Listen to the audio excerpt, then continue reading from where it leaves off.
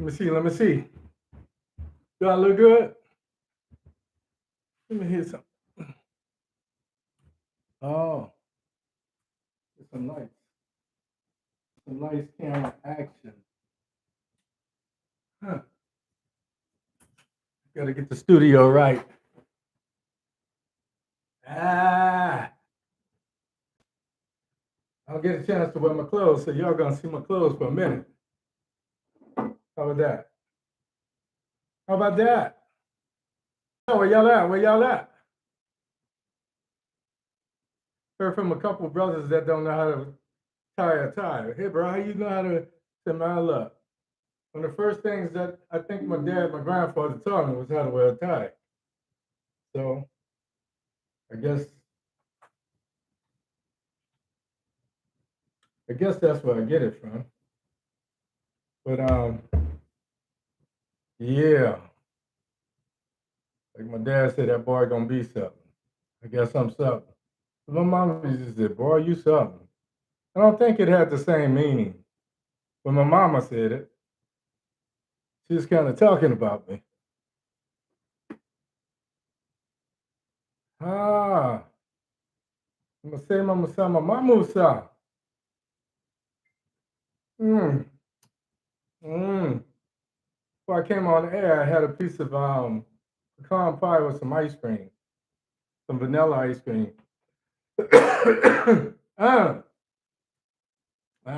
tickle in my throat. Let me get my medicine. Ah, ah. Yeah, I'm gonna go straight up tonight. Instead of going two fingers neat, I'm gonna just go one finger neat. How about that, folks? How y'all doing? Where everybody at? My mic sounds nice. Check one. Got on my work clothes here. I'm about ready to put in some work. What say you, people? What say you? What say you?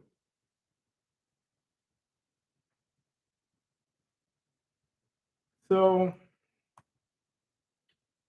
I was just thinking about a thing or two or three. Was funny, and nobody better not laugh. Because if you laugh, that means you're behind fat too. My chest is smaller, and sadly, my waist is bigger. You better not laugh.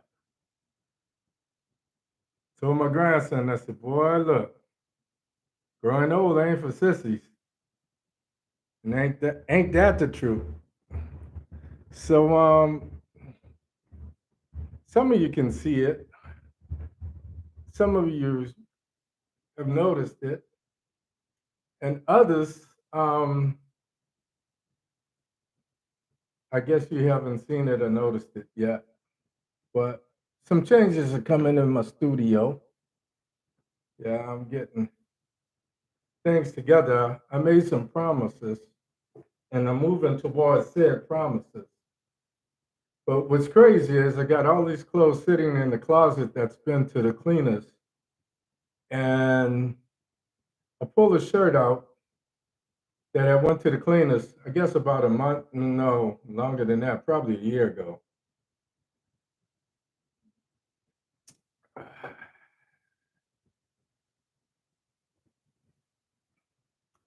That's better than Fred Sanford's Sham Pipple. So I don't know where you're at. If you follow me on YouTube, you saw me doing some tests tonight. Try to make sure that I wouldn't have problems once I came on air. Okay. Somebody's reminded me. Turn off notifications.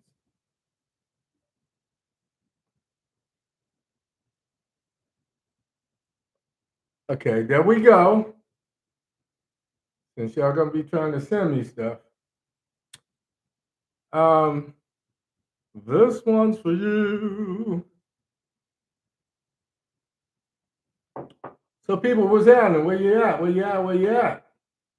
That's what we say in New Orleans. Where you at? Where you at, shit? You by your mama now? I'm by my cousin and them. His mama is just mama and them, cousin and them. Then you're gonna ask the question, who over there?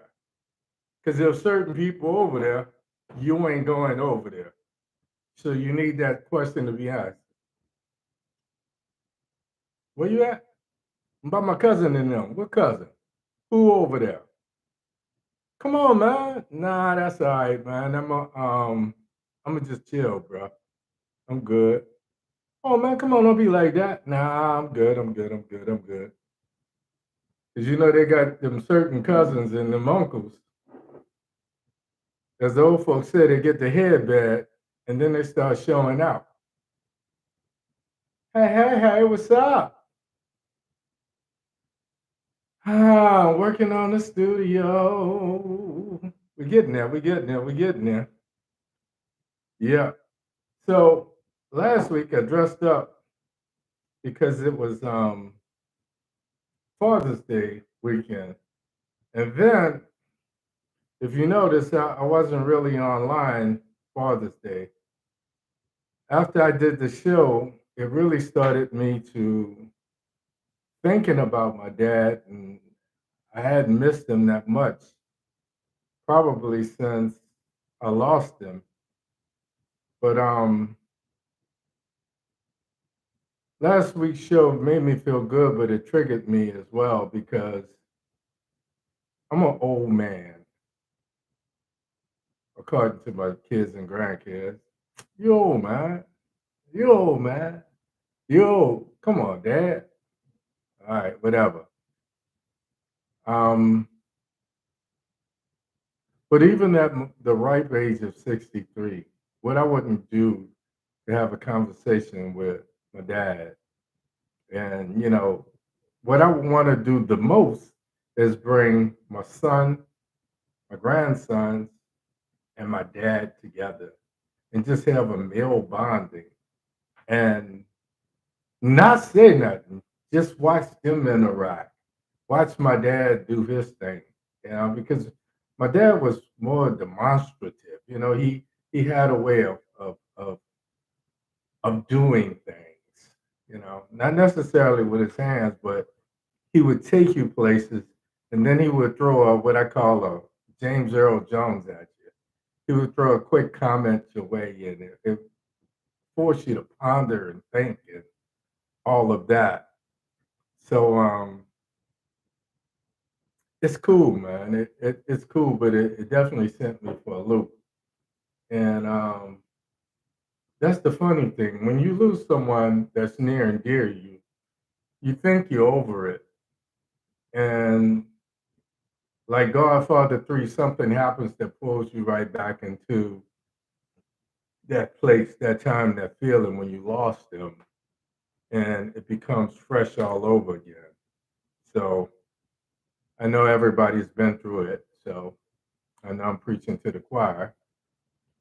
But yeah, so Father's Day, this last Father's Day, this podcast that I did, I brought up so many memories and I stirred up so many emotions, and hopefully I did some of that for you guys as well.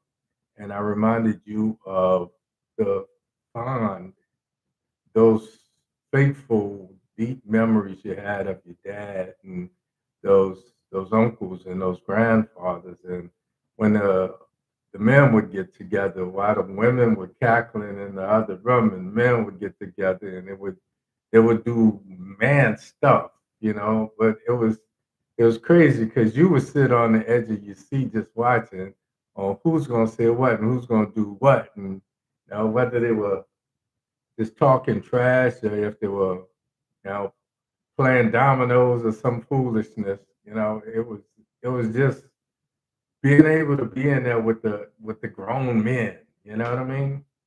So it threw me for a loop. It made me feel good, and hopefully last week's show did that to you. Before I go any further, I want to say to the women, thank you. Last couple of weeks, I've been coming down hard on the ladies, and it's by design. And I'm not necessarily saying that I apologize because I think there are times when we need to be reminded when we fall short of our best you. But when I looked at my timeline on Father's Day, and I saw so many people not only include me in their personal Father's Day greetings, but showing love to the men in their life.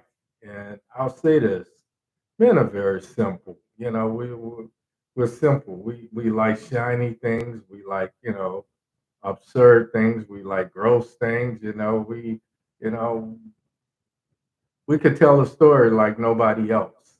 So doing what you did, ladies, whether you realize it or not, you made the men that you reached out to feel really special. I know it made me feel special, and like I said, um, though I was in my feelings, I was appreciative, and I didn't want to take credit for it, because when I give a message like that, I think it's bigger than me. And I feel what I call the weight of Martin. If not me, then who? If not now, then when? So that was kind of the situation that I was faced with, and that's what I was dealing with last week. Um, well, actually, for the last couple of weeks, and it kind of culminated. So the women that showed up and showed love to the men, and those that chose to recognize me, I really, really, really, really, really want to say thank you.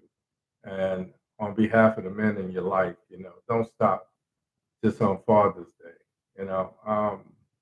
It's the simplest things because we don't get that much love because everywhere we turn, we're fighting something. We have to fight the system. We have to fight the man. We have to fight our sadly, our brethren. We have to uh, constantly be on alert. So the only place we can usually calm down and relax is in the presence of those that are near and dear us. And if you are that calm place to that man, be just that. Be that calm, be that peace, be that, baby, I'm glad you're here, you know. Or would you like a drink? You know. Yes, I would. Thank you.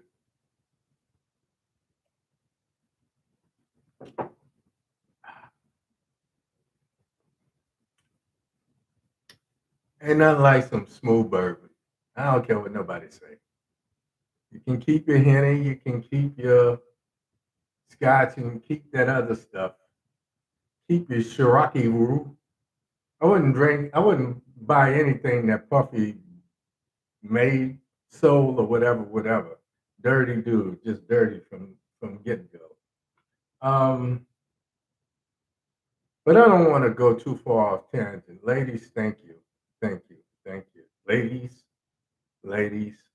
thank you. Want to go ahead? It's about 10 minutes past the half, so I want to go ahead and say good evening and welcome to the show. My name is Hank Batiste. This is Omit da Logic. Every week, I try to take current events and that don't make sense, that are illogical, and I try to break them down, make sense of them, and make it make sense. I'm your host tonight, and tonight the voices in my head are elated. Elated because I think Father's Day was a huge success. Um, Elated because it reminds me that there's promise, there's hope. You know, I shouldn't tell you guys this because I'm rough and tough and all that stuff. I make you dance and prance and you huff and puff. Just no way if you can get enough of me, you'll miss the Hank stuff. No, seriously though. But I really am uh, a romantic at heart. And I think guys are afraid to show their tender side, A, because we want to socialize that way, and B, because sometimes that kindness, that tenderness is took for weakness. So we have to kind of always be, you know what I mean? But um, I like a woman that I can trust enough to let my guards down and show that little romantic. I like a woman that's going to appreciate that. And I know that I'm not alone in that. I'm trying to articulate not only for me, but for some of the other brothers who feel what I feel when I feel what I'm feeling. And there are a lot of ladies out there who know what they're doing and they give from the heart. And that's, again, I'm just blown away because on the front end, it didn't look like I was going to get the participation that I wanted. On the back end, um, you can't tell people how to express themselves. So when I started to see those expressions, it kind of touched me, and I was already feeling it anyway. I'm moving on. I'm moving on. Enough about that tender. Let me get back to the rough and tough. Um, what I want to tell you. Two things I want to talk about tonight. Tonight, I really do want to give honor to the ladies because you carry such a burden. You do. You're our first teachers. You're the one who tasked with not only teaching us how to walk and talk, but you know, a lot of times in teaching us right from wrong. Then you have to turn it over to the men and let the men teach us how to become men, productive men, men that stand for something. Um, so, ladies, I've been blessed to have some really good girlfriends in my life. I've been blessed to have um, older women that probably took care of me because they respected and loved my mom. I've been blessed to have mothers, surrogate mothers, be it in school or church, and on one or two jobs. And it's funny because when I was tasked with managing someone or directing some people, and the men and women are 10, 20 years older than me, on one hand, I feel that respect. And as long as their work ethics are up to par, I give them not slack, but I give them the respect that I feel they deserve. On the other hand, they in turn show me that same respect. So I never have to, and that's the thing that I always found so endearing. When someone is 20 years your senior and you're their quote unquote boss, and I never called myself the boss. I just said that, I was tasked with managing the department and we worked together, though there were striations and, you know, hierarchies, I didn't really get filled with that. So when other people remind me, yeah, but you're the boss and, what you say goes, I'm like, but, you have feelings too. And what is it that you're looking for? And I always try to create a win-win situation. And it really did me good. It served me well throughout my career. Um, so when I think of some of the older people that were in my life that worked for me or worked with me, they were the ones that gave me the least amount of trouble. And usually I enlisted them and helping to keep some of the younger people in line. So I think now that we the elders, and this is where I'm going with this. Now that we're the elders, we have to be cognizant of, even though someone quote unquote is grown and And this is what this generation has to be reminded of. You may be grown, you may know some things, but in the grand scheme of things, I'm here to help you along and keep you from making some of the mistakes that I made and some of the mistakes that I see you're headed towards. So if we do that, I think they respond to us. Sometimes they'll listen, but they won't necessarily abide. They won't necessarily follow. So as long as we do our part, as long as we do what we're supposed to do. And ladies, sadly, it starts with you. Yeah. The other thing I want to talk about tonight, and I'm gonna make this quick because we've been having horrific thunderstorms here. I had to go online and check out all of my stuff and reboot all of my stuff and my computer and the whole nine and my Wi-Fi and all of that. And I wasn't sure I was going to be able to make the show tonight.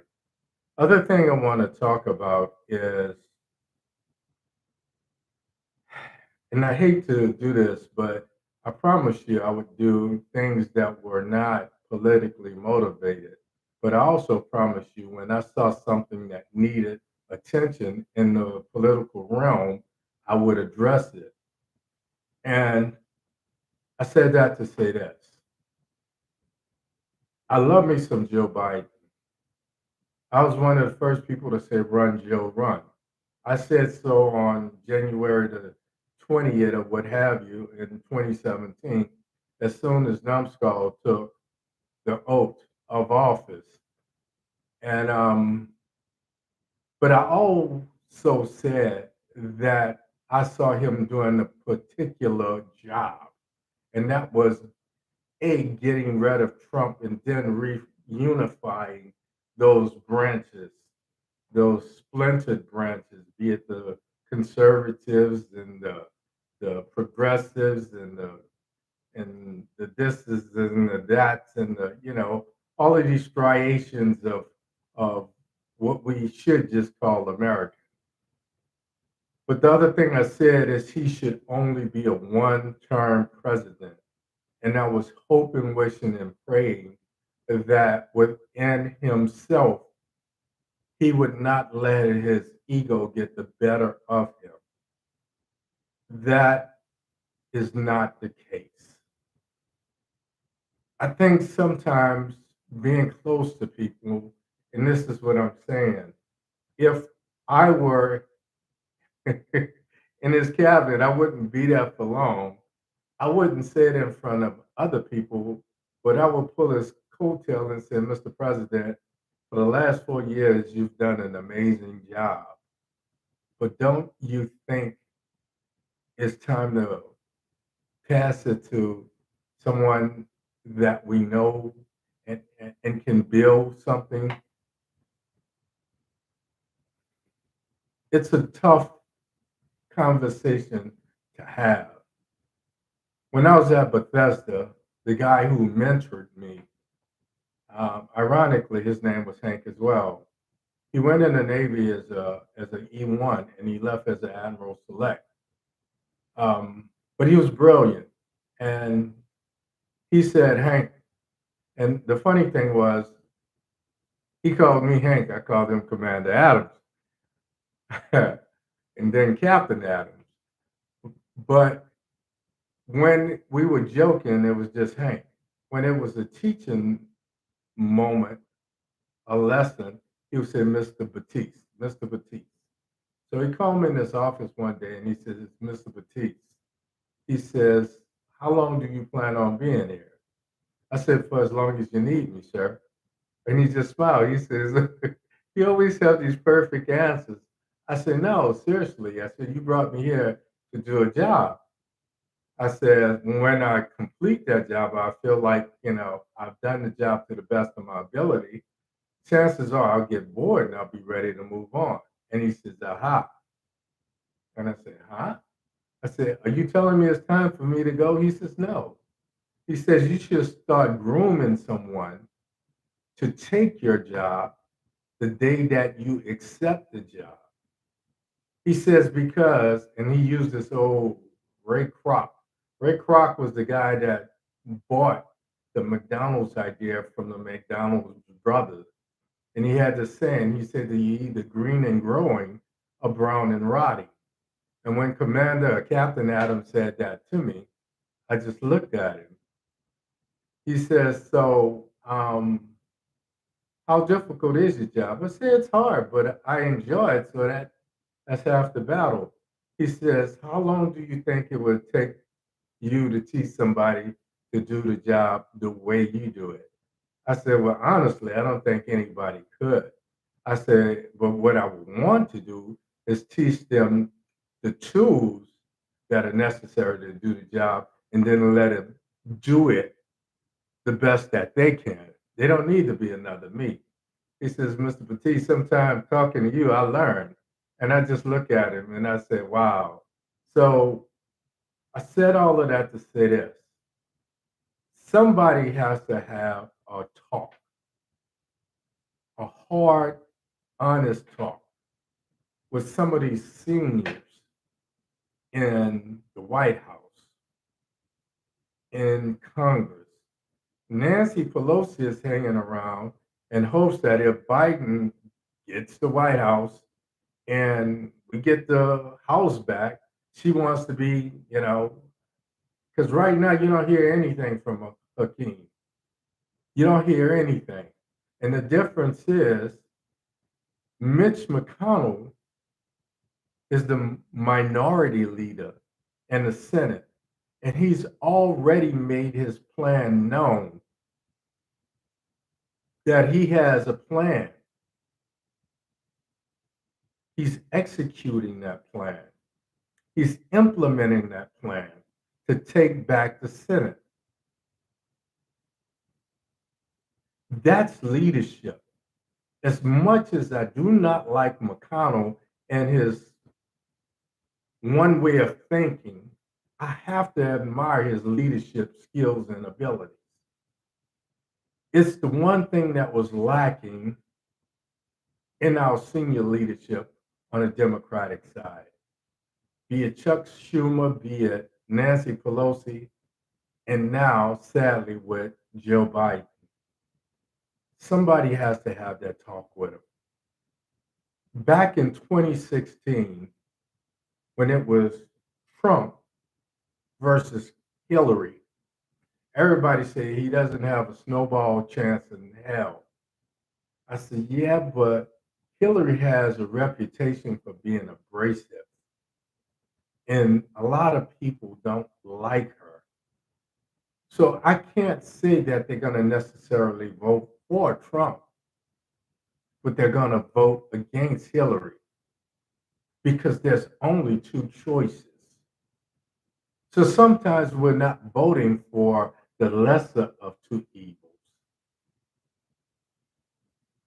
Sometimes we're just voting for anything but. And that's what brought Trump to power. And we saw how that turned out. We have to have a plan B. We have to have a plan B. If that happens, we got a good chance. If it doesn't happen, and mark my words, it's been a long time since I gave you one of my Creole premonitions, using my Creole powers. But if it's Joe Biden, and I'm just going to say Mike Pence, or DeSantis, it's not that they will not be voting for Joe. They'll just be voting against Joe. For somebody that's younger, that's not Joe. That's the same thing that happened with Hillary. So I hope I'm wrong. But we cannot go into this Democratic convention with no plan B. but know nobody else's. So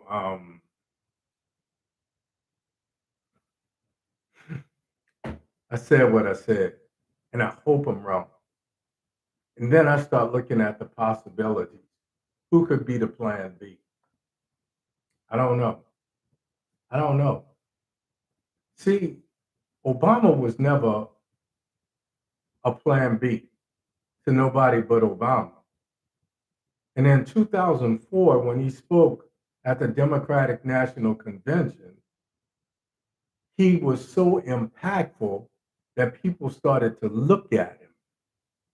And the big deal with him and Hillary was everybody said it was time for a woman. It was a woman's turn. But you couldn't stop that uprising. That was Barack Obama. And I think a lot of it was because he was the right place, the right choice at the right time. And that's what we have to be looking for now. In my humble, educated opinion, if that does not happen, then I think we're going to lose all three houses, the White House, the Senate, and the House of Representatives. And if that happens, the only person that's worse than Donald Trump is Mike Pence, because he understands how government works. And he's going to be riding this little I don my cape and I save democracy on January the 6th.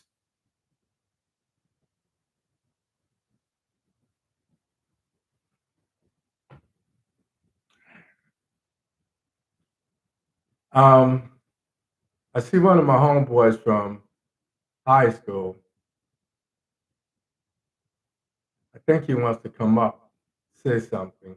I'm going to see if I could bring a couple of you people up and see if I could bring a couple people on. Let me see. Let me try something. Sometime it works. And right now, it doesn't seem to be doing so.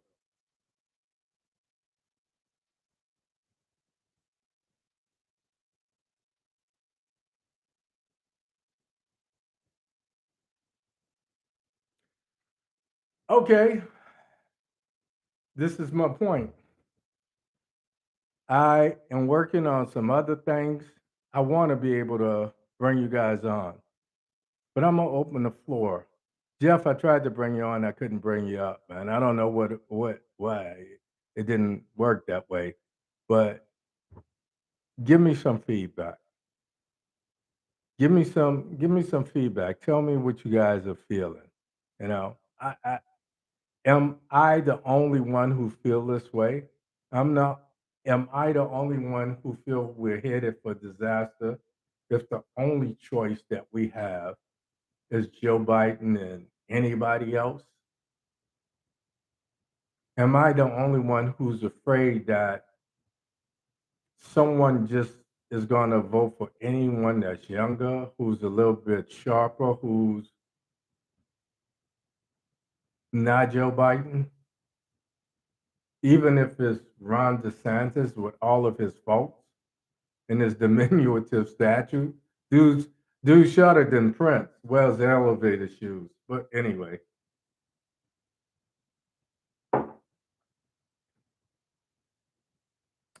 I make jokes because I think it's so serious. You're right, Carolyn. This is a recipe for disaster. Sadly, for the last 3 or 4 elections, all we have had to deal with is the lesser of two evils. We really haven't had someone who inspired the masses since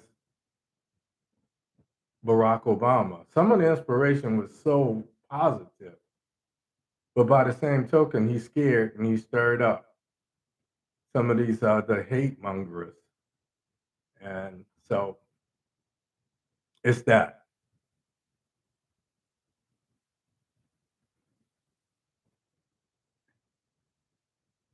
Okay, I'm looking at one person over here. What's up with my YouTube people? Okay, okay. I know you can hear me because I can hear you. No, I see. This is the sad part of this. On nights like tonight, I don't want it to be a monologue. On nights like tonight, I want a dialogue. I want feedback from you people.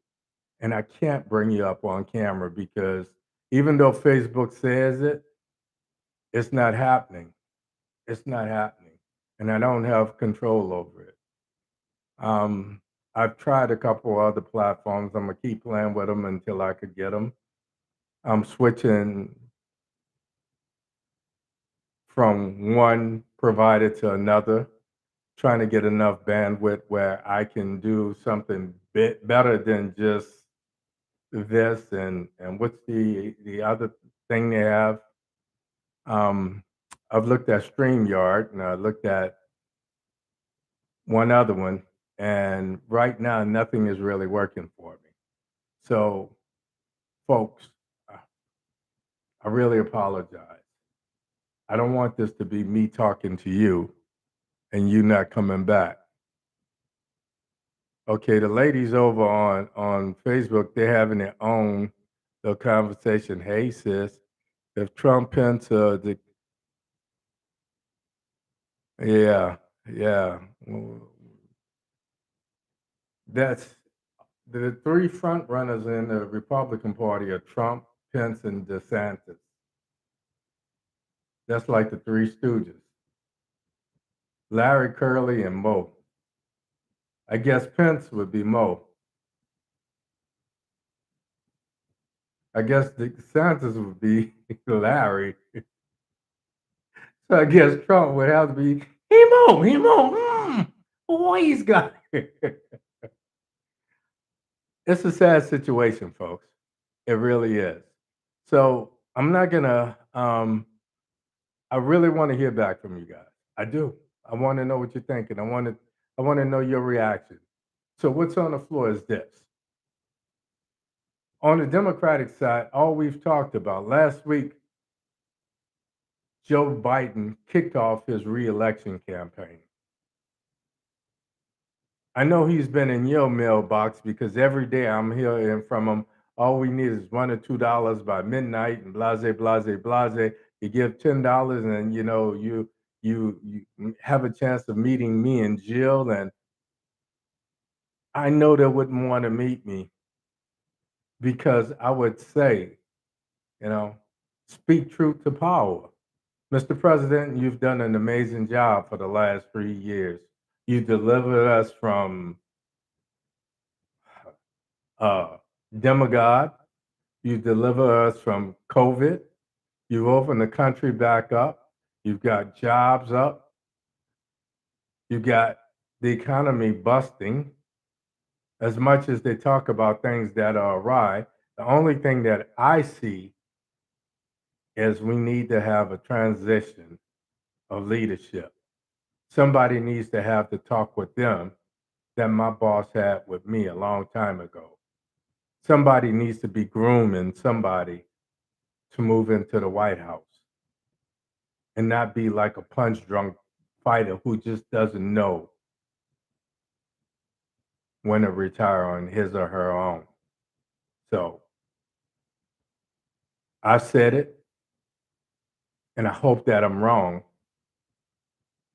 But if one of those other three people are running, especially if it's DeSantis, I really feel like people won't necessarily be voting for him. They'll just be voting against an aging, what appears to be frailing Joe Biden. So I was one of the first to say, run, Joe, run. didn't work. I also said, well, that one, I was I was dead on there. But the other thing I said is he should only be a one-term president. I thought that his ego would not get in the way, and he would take it upon himself to say after 1 year, I see someone who is or who would make a great president. Why do we just have to have this talk after 8 years in office? So, folks, that's all I got for you. Before I go, I'm going to say to the women, I started off on a high note because you ladies showed up last week. I beat you up for 2 weeks and you showed up. You showed the men in your life love. And a lot of you included me in that love. And it touched the soft spot in my heart. And I disappeared on Father's Day. What I did on Father's Day is I did work around my house. I started some projects. Because I triggered myself with all the reminiscences of my father. And at the tender age of 63, I realized that if I could, I'd just like to have a talk with him and my sons and my grandsons and get the men together and just sit back and watch them interact. So with that, I'm going to say good night, folks. That's all I got for you. But think about what I said. We have to find a plan B. It can't just be Biden. If so, like Angela said, it's a recipe for disaster. I'm sorry, like Carolyn said. And everybody's saying the same thing, so I guess I'm not the only one. Before I go, I'm going to tell you again, my name is Hank Batiste. This is Omit da Logic. Before you hang up, before you sign off, go to my YouTube, OMITdaLogic. Subscribe, ring the bell, give me a thumbs up, give me some positive thoughts. And if you disagree with something, tell me why. And more importantly, share it with someone. And I'll see you next week, right here. Same Baptiste time, same Baptiste place. As always, I say, don't be so afraid to die that you forget to live for a purpose. Because one thing about this game called life, nobody leaves alive. And before I go, I just want to say one more time, I wish you love. I wish you peace. 2 fingers to the sky. Like your man, Haggers. I'm out of here, folks. Thanks for tuning in tonight. I'm sorry it's such a bleak message, but sometimes the truth is just that. And I'll see you next week. Love you to death. And a thing you could do about it, but love me back. Good night.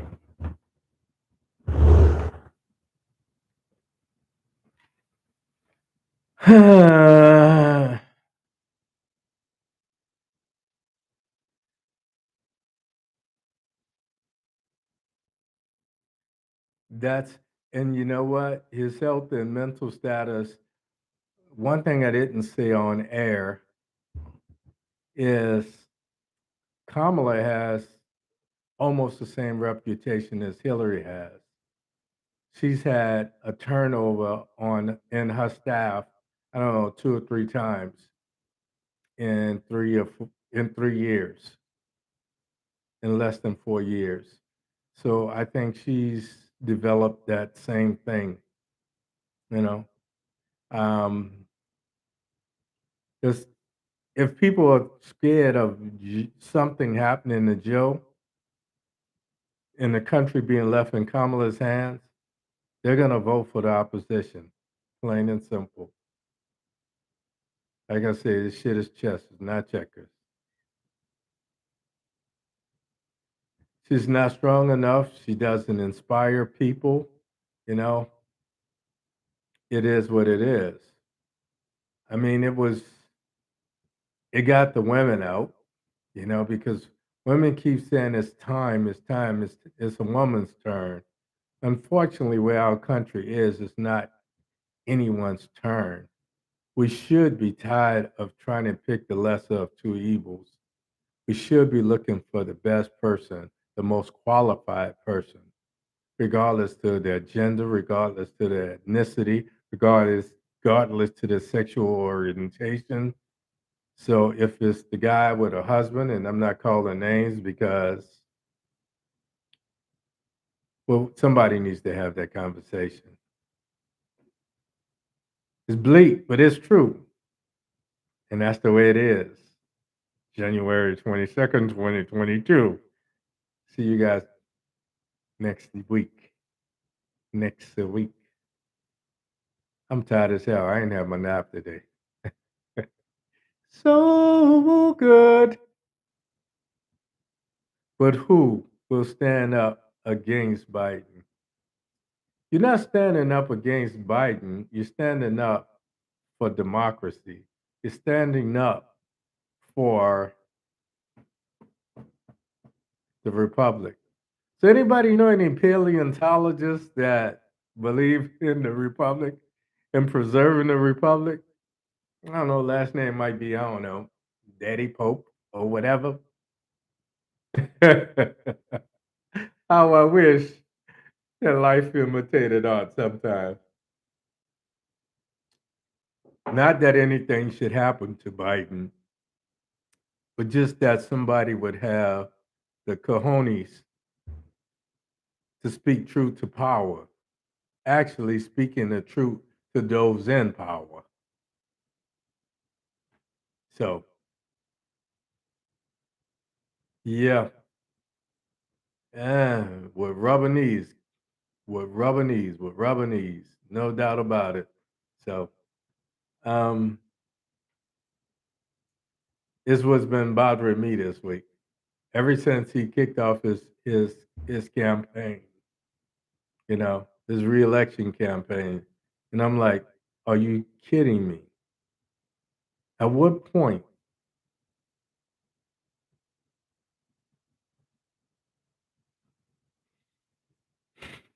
Well, it could be anti everything. We need some of those so-called patriots now, some true patriots, to stand up and be counted and be heard. I can't be the only one, no doubt. It always amazes me that the people that are most vocal are the people that are on the fringes,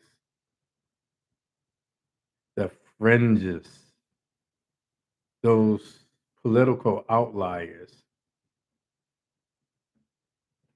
Why they why do they not get tired and the rest of us get so fed up and overwhelmed and so forth and so on? Why do they find the energy? And what message that we need to say to keep our side, those that believe in something, what do we need to say to keep us engaged, to keep us excited, and so forth and so on? I don't know. I'm at a loss for words. So, ladies, thank you so much. I should try to give this message with a little bit more enthusiasm, but I'm tired and I was scared that thunder and lightning was going to cut me off, and I was just trying to get it in and so forth and so on. So,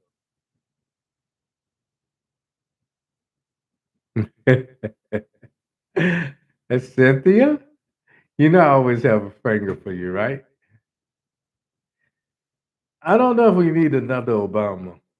You know, um, I think we didn't know. It's like basketball. We had a Michael Jordan, and then everybody that came up tried to be a Michael Jordan. and we had to settle for LeBron. And everybody talked, why you so on Steph? I said, because Steph did his own thing. We need someone with their own ideas and vision. And whether they're 35 or 55, you know, that's what I think we need, in my humble opinion. So, with that being said, I think there's hope. I really do. I think there's hope. I think there are enough of us to keep hope alive, but we need more people to speak it. Yeah, I know, but I'm busy. I think it takes more than a smart man. I think it takes someone who's politically astute. Um, Being the first woman, I think they would be so caught up on being a woman that it would be somewhat of a hindrance unless they had a certain. You see, Obama wasn't trying to be the first black president because actually Bill Clinton got that one down. Bill Clinton was much blacker than Barack ever could be, but he was being himself, and he spoke based on the things that he believed in, the vision that he had, and that's what sold it to other people that it was authentic. It wasn't, him trying to be the next John F. Kennedy, being the next Eisenhower, the next Franklin Delano Roosevelt. He was just trying to be the first Barack and the best Barack. So when we talked about how can we elect someone named Barack Hussein, he's not even from here. He was able to overcome all of that because he was original. He was himself. He was authentic. And that's what pulled the masses. So the thing that is scaring everyone now is nobody could deny that Joe is fading. Nobody can deny it. Um, Truth be told, I don't know. I think he studied history and politics, but then I think again he was he probably always wanted to be president. So he started to develop his vision over a period of years and decades. So when his time came, he was ready. You know, when I talk about my boss calling me in and he asking me questions, um, it wasn't anything that I learned at Howard. It wasn't anything that I learned from any professor. It was what I felt because I know one thing: I was always going to be a black man living under a microscope. Now, I would have liked to say that I was looking to groom the next black person, but I don't know if that was going to be you know, sadly, the best thing.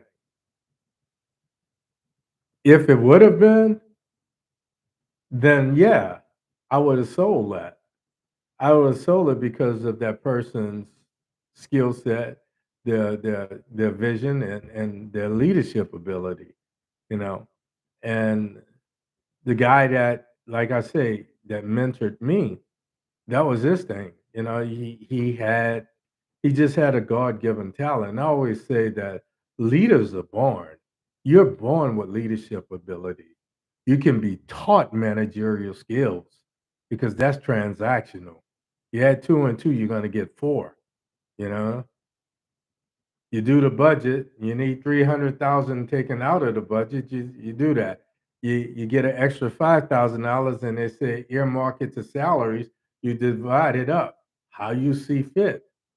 Some people are going to say, okay, I got 10 people, everybody gets 1/10 of the $50,000 or the $500,000 or whatever. somebody else is going to say, okay, I'm going to do it based on performance.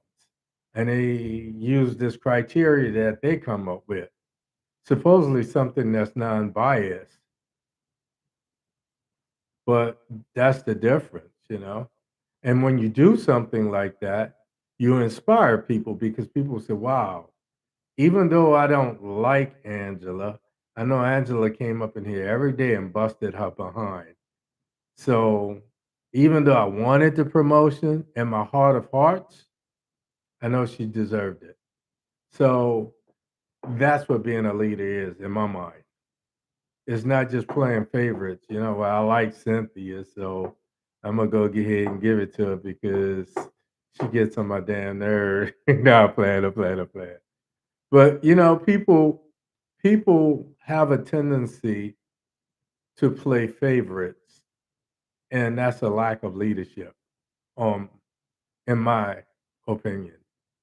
Because you could be my friend, but you might not necessarily be the best. It doesn't mean that I'm gonna exclude you. It just means I'm gonna work with you to get, you know, the best that you can be. The kind of Hawthorne thing, you know. I'm gonna keep promoting you to a place where you fail on your own and you realize, yo, I was good right here. This is me right here. This is me. You know. But if you can't be truthful to yourself when you say every time I try this, I fail, and it's Angela's fault, it's Cynthia's fault, it's Hank's fault, and you never look in the mirror and say, well, maybe this is just not my strong suit. So, my opinion. Good night, ma'am. Gotta run. I gotta run too. Good night, ladies.